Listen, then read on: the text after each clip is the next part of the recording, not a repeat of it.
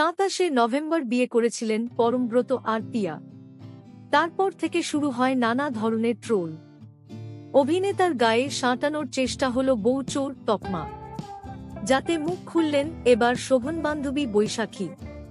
Parambrata peer পাশে দাঁড়ালেন বৈশাখী বন্দ্যোপাধ্যায়। পরমব্রত চট্টোপাধ্যায় আর পিয়া চক্রবর্তীর বিয়ে নিয়ে 27শে নভেম্বর উত্তাল হয়েছিল সোশ্যাল মিডিয়া। তারপর থেকে এখনো অবধি সেই রেশ রয়ে গিয়েছে। আসলে গায়ক অনুপম রায়ের স্ত্রী ছিলেন পিয়া, তবে বছর 2 আগেই বিবাহবিচ্ছেদ হয়ে গিয়েছে অনুপম পিয়ার। 2023 সালের শেষে এসে গাঁটছা বাঁধলেন পরম পিয়া, যদিও বিয়েটা হয়েছে সেইসাবুত করেই। অনুপমের প্রাক্তন স্ত্রীকে বিয়ে করায় বউ চোর তকমা সেঁটে দেওয়া হয়েছে পরমব্রতর গায়ে। অভিনেতা ইতিমধ্যেই মুখ খুলেছেন, প্রকাশ্যে জানিয়েছেন এসব ট্রোল তার উপর ছাপ ফেলে না। মুখ খুলেছেন পিয়াও। এক সংবাদ মাধ্যমকে বলেন, অমুকের বউ তমুককে বিয়ে করলেন, এই লাইনটার মধ্যে ভয়ঙ্কর মিসোজিনি রয়েছে। আমি যে 2 পুরুষের সঙ্গে লিঙ্কড তারা বিখ্যাত, তার মানে এই নয় আমার পরিচিতি হবে আমি কারুর এক্স। আর যে 2জন পুরুষের কথা আসছে তারাও কিন্তু কারুর প্রাক্তন। এবার পরমব্রত আর পিয়ার পাশে দাঁড়ালেন বৈশাখী বন্দ্যোপাধ্যায়।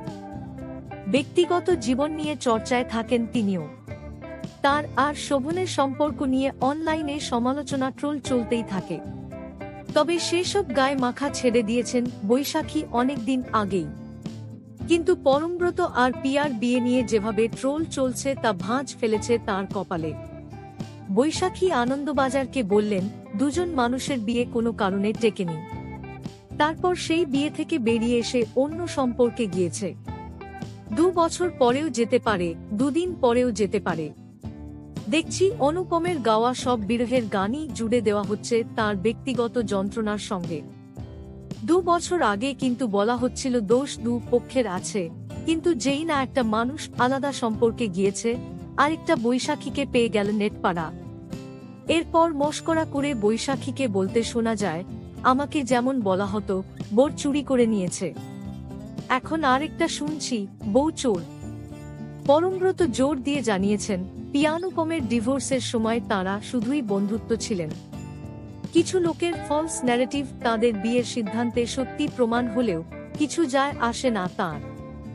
সঙ্গে অভিনেতা নিজেদের সম্পর্কের গোপন কথা ফাঁস করে জানান, 2023 সালের মাঝামাঝি সময়ে দুজনে সুইডেন এবং ডেনমার্ক ট্রিপে যান।